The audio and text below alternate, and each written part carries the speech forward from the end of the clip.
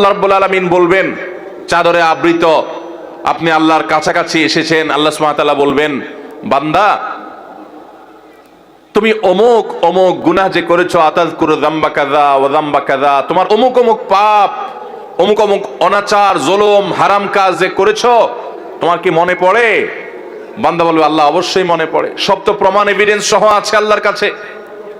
তখন আল্লাহ বলবেন, দুনিয়াতে সেটা আমি ঢেকে রেখেছিলাম, মানুষের সামনে প্রকাশ করে নাই। মানুষের সামনে তুমি ভালো ছিলা, কিন্তু তোমার তলে তলে এই দোষ ছিল, আমি ঢেকে রেখেছিলাম, প্রকাশ করি নাই। আজকেও ঢেকে রাখলাম, প্রকাশ করলাম না, তোমাকে মাফ করে দিলাম।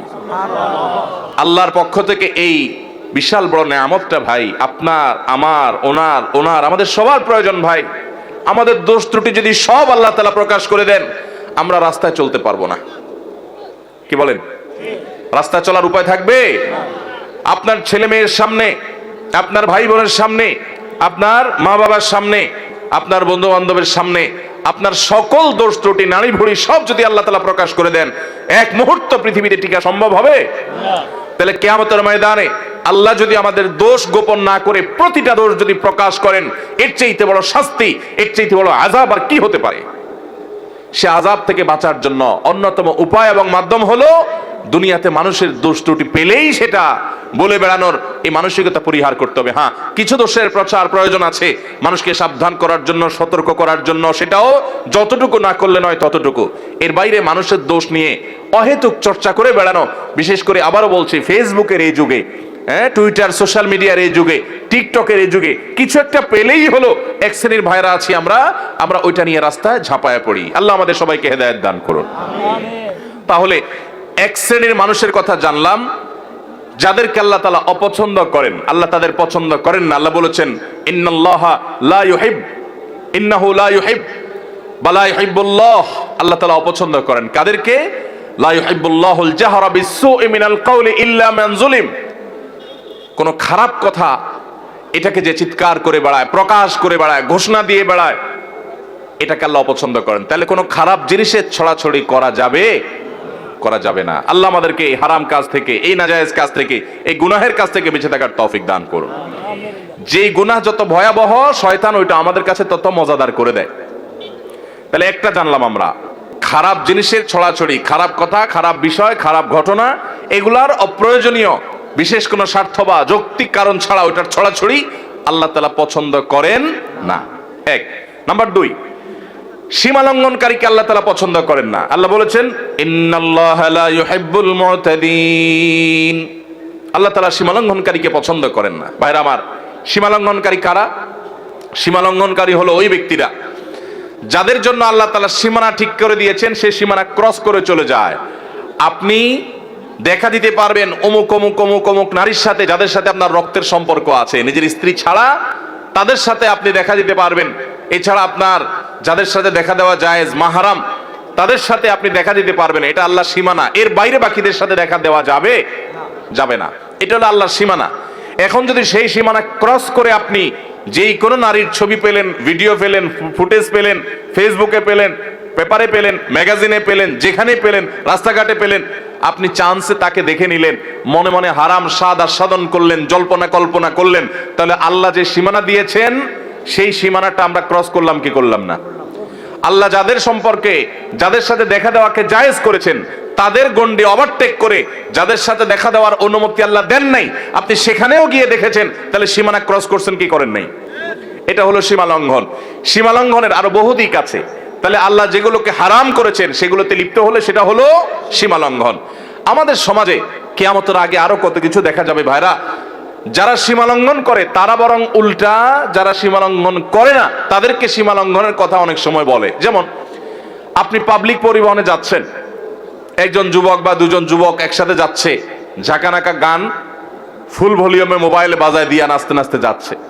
আপনি যদি বলেন যে ভাই রে, বাবা রে, এত জোরে গানের আওয়াজ দিয়ে রাখছো, আমার তো অসুবিধা হয়, বা আমি গান শুনতে চাই না, তোমরা হয় হেডফোন দিয়ে শুনো আর না হলে বন্ধ করো, আশপাশে মানুষের ডিস্টার্ব করিও না।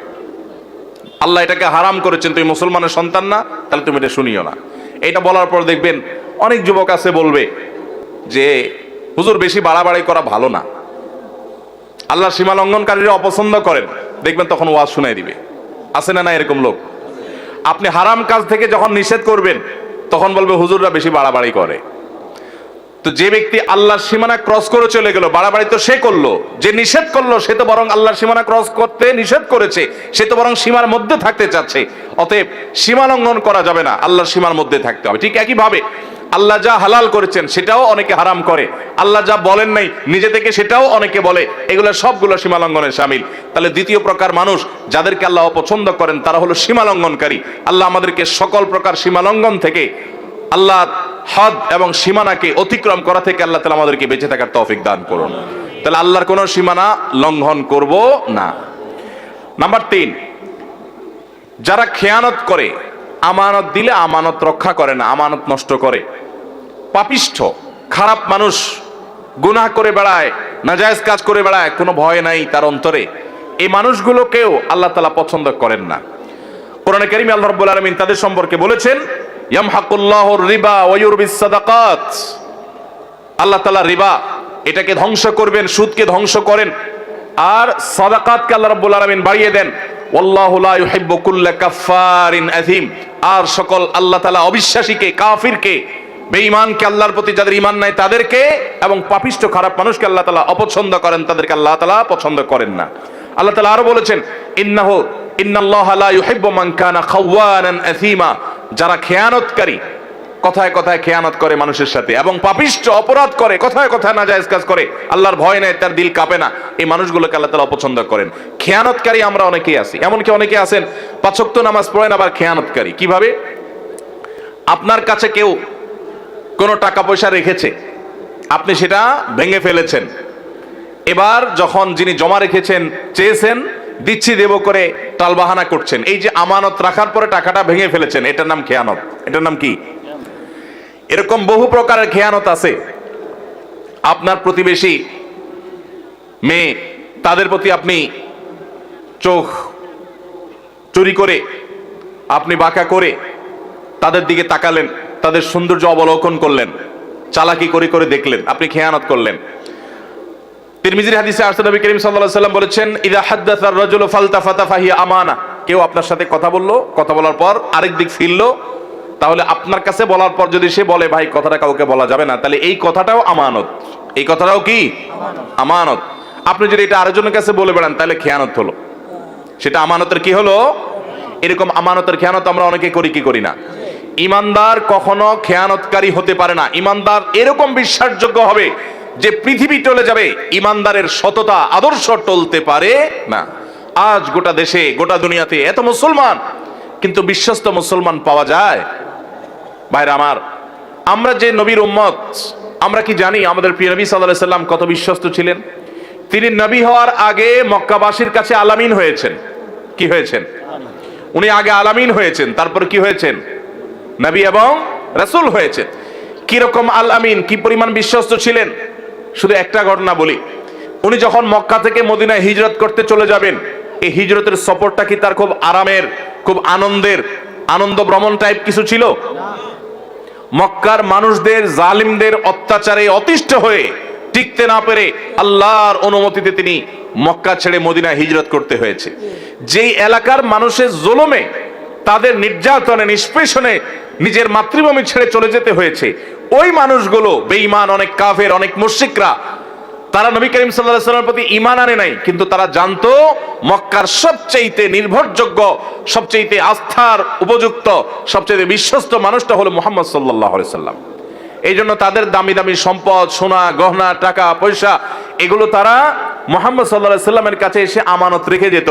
তার প্রতি ঈমান আনতো না, কিন্তু তাকে জানতো যে দুনিয়া উল্টে গেল তার আদর্শ উল্টিবে না, পৃথিবীর সকল ব্যাংকের চাইতে বিশ্বস্ত ব্যাংক হলো তিনি, এই জন্য তার কাছে জমা রেখে যেত। নবী করিম সাল্লাল্লাহু আলাইহি ওয়াসাল্লাম হিজরতের সময় আলী রাদিয়াল্লাহু তাআলা আনহুকে ডেকে বুঝাই দিয়ে গেলেন যে দেখো, রাতের অন্ধকারে আবু বকরকে সাথে নিয়ে উনি তো চলে যাবেন পরিকল্পনা করেছেন, আলী রাদিয়াল্লাহু তাআলাকে রেখে গেলেন, তুমি 3 দিন মক্কায় থাকবা, এবং এই যে জিনিসগুলো আছে, এটা অমুকের, এটা অমুকের, এটা তমুকের, এগুলো তাদের কাছে যার যারটা বুঝাই দিবা। এই লোকগুলার জুলুমে অতিষ্ঠ হয়ে মক্কা পার হয়ে যাচ্ছেন, কিন্তু ওই সময়টাতে পর্যন্ত তাদের রেখে যাওয়া আমানতটা তাদের কাছে পৌঁছানোর ব্যবস্থা করতে তিনি ভুলেন নাই। এর নাম হলো মুহাম্মদ সাল্লাল্লাহু আলাইহি ওয়াসাল্লাম। আজ আমাদের অবস্থা কি বলেন? দোকান থেকে বাকি খেলে ওই দোকানের সামনে দিয়ে আর হাঁটি না, অন্য দোকান থেকে নগদ খাই, ওই দোকানের ধারে কাছেও যাই না। এ হলো আমাদের ইমানের অবস্থা, এ হলো আমাদের বিশ্বাসের অবস্থা, এ হলো আমাদের আস্থার অবস্থা। আমরা মনে করি শুধু নামাজ কালাম পড়লে মুসলমান হওয়া যায়। মুসলমান অবশ্যই তাকে বিশ্বস্ত হতে হবে, আস্থাশীল হতে হবে, মুসলমানকে আমানতদার হতে হবে। আমানতের খেয়ানতকারী, মানুষের কথা এর কথা ওর কাছে লাগায়, মানুষের গোপনীয় কথা বলে বেড়ায় এবং মানুষের টাকা পয়সা তসরুপ করে, আমানতের খেয়ানত করে, এই ব্যক্তি কখনো ভালো মুসলমান হতে পারে না। এই জন্য ভাইরা আমার, তৃতীয়ত আল্লাহর কাছে অপ্রিয় ব্যক্তি হলো আমানতের খেয়ানতকারী ব্যক্তি এবং যত পাপাচার আছে এগুলোতে লিপ্ত ব্যক্তি। 4 নম্বর, জালিম, অত্যাচারী, অবিচারী। আল্লাহ তাআলা তাদের সম্পর্কে বলেছেন, ইন্নাহু লা ইউহিব্বুজ জালিমিন, নিশ্চয় আল্লাহ রাব্বুল আলামিন জালিমদেরকে কখনো পছন্দ করেন না। অনেক লোক আছে দেখবেন, নামাজ পড়ে, রোজা রাখে, হজ করে, দান সাদাকা করে, ওয়াজ নসিহত করে, ওয়াজ নসিহত শুনে, কোরআন তেলাওয়াত করে, তাসবিহ তাহলিল করে। অনেক মহিলারা, মা বোনরা আছেন, তারা পর্দা পুশিদাও করে, কিন্তু আবার অন্যের প্রতি জুলুমও করে। আছে না নাই? শাশুড়ি তসবিহ হাত থেকে নামে না, কিন্তু ছেলের বউর উপর অত্যাচার করে। আছে না নাই? নিজের মেয়েটার শরীরটাতে তাও দেয়, আর আরেকজনের মেয়েকে পুত্রবধূ করে আনছে, তাকে খাটাতে খাটাতে পাগল বানায় ফেলায়। আছে না নাই? নিজের মেয়েটার কোনো দোষ চোখে পড়ে না, কিন্তু পরের মেয়েটার শুধু দোষ না, গুণটাও দোষের মতো দেখে। আছে না নাই? অনেক শ্বশুর আছেন, কপালে দাগ পড়ে গেছে সিজদা দিতে দিতে, কিন্তু জুলুম করেন, নানাভাবে জুলুম করেন।